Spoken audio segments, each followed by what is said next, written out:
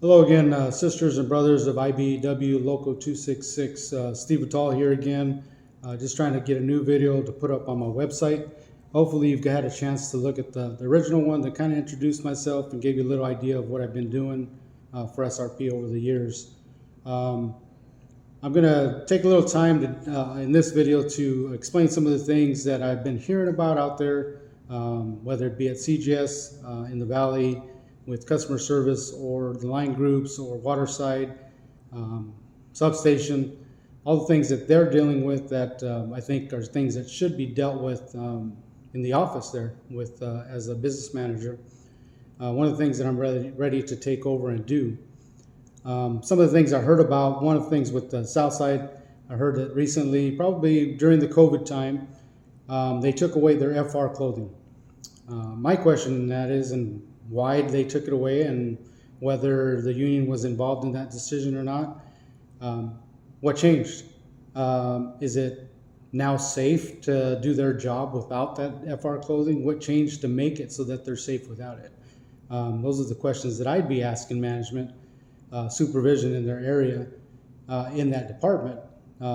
What changed? Give me a reason, give me proven facts that state that these guys aren't, it's not necessary for these guys to have FR clothing anymore.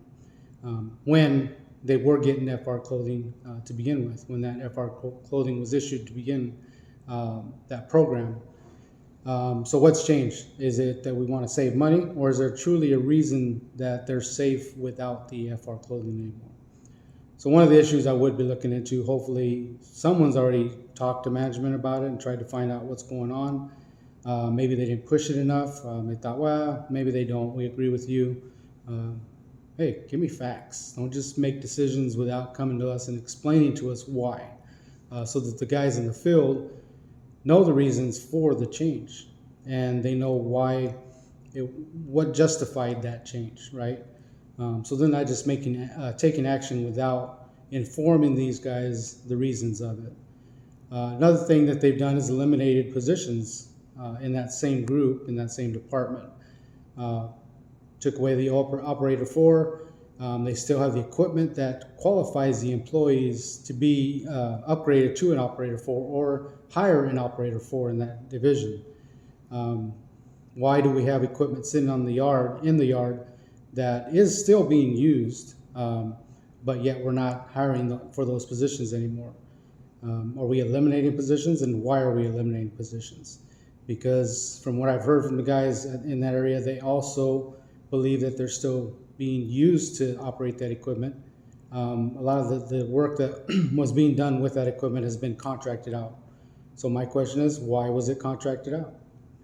Was that brought to the union? Did they talk to the guys in the office and find out if it was okay for this to happen? Did they even approach the union? And if the union was involved, why did they allow them to make that decision? Was that explained to the employees in the field? One of the things I want to deal with, should you choose to vote me in and I take over in that position, is communication. You guys need to be communicated to so that you have an understanding for why decisions have been made, especially when it affects a large group of employees in a department. Taking away FR clothing, eliminating positions that were filled. Why aren't we filling those positions?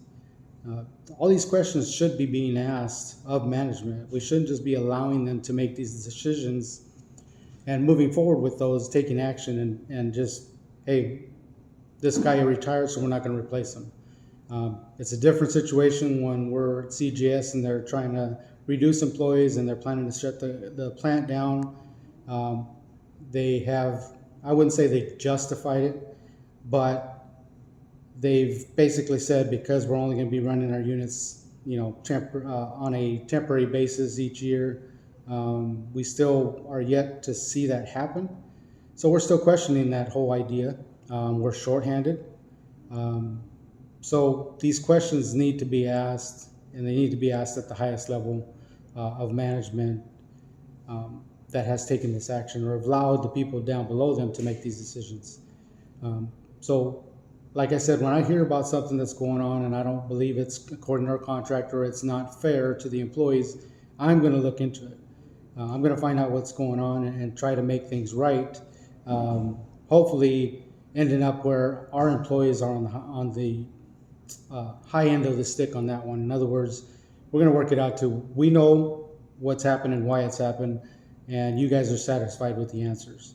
We're all satisfied with the answers. It's not just something the management's just taking a decision on and based on their own thinking and their own beliefs, or they're trying to save money somehow. So I don't want to make my videos way too long. This one's almost about 6 minutes here, so I'm going to go ahead and end this one, and I'll start the next one probably immediately after that to go on to explain some of the other things that I'm looking at, some of the issues that have been brought to me, and then try to give you an answer to those questions so that we have an understanding and know how I'm going to handle things. So we'll talk to you again in the next video. Thanks for taking the time to get on my website and look at these videos. I appreciate your time. I know your time is valuable. You're probably watching these videos on your time off and things like that. So I really, really appreciate your time. Have a great day, brothers and sisters.